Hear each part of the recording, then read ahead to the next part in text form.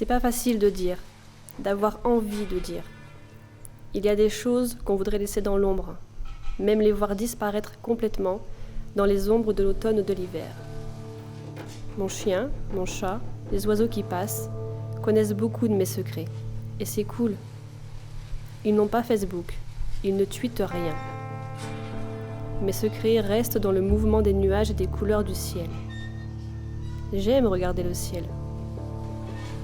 J'écris des poèmes depuis longtemps. Ceux de mes 15 ans me ressemblent encore. C'est troublant.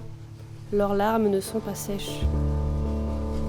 En relisant tout ça, je me suis dit, faut pas que seul mon chat et les nuages les entendent. Oui. Dire à d'autres femmes qu'elles ne sont pas seules. Que les fenêtres peuvent s'ouvrir pour de l'air frais et des sourires.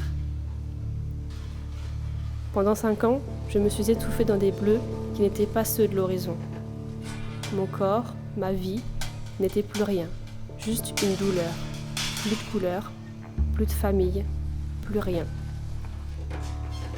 C'est bizarre comme une histoire d'amour peut nous soumettre à l'architecture d'une chambre de torture, où les jours deviennent souffrance, où la musique de l'ordinaire n'est pas du « Je t'aime à mourir » de Francis Cabrel, mais où tu peux mourir, d'un coup, sous les coups, dans la petite cuisine de ton HLM, par la main du père de tes 2 enfants.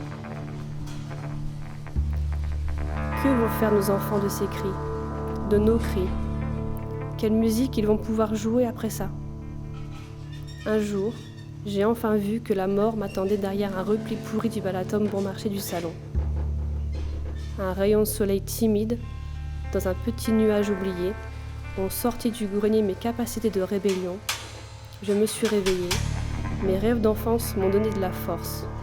Mes enfants aussi.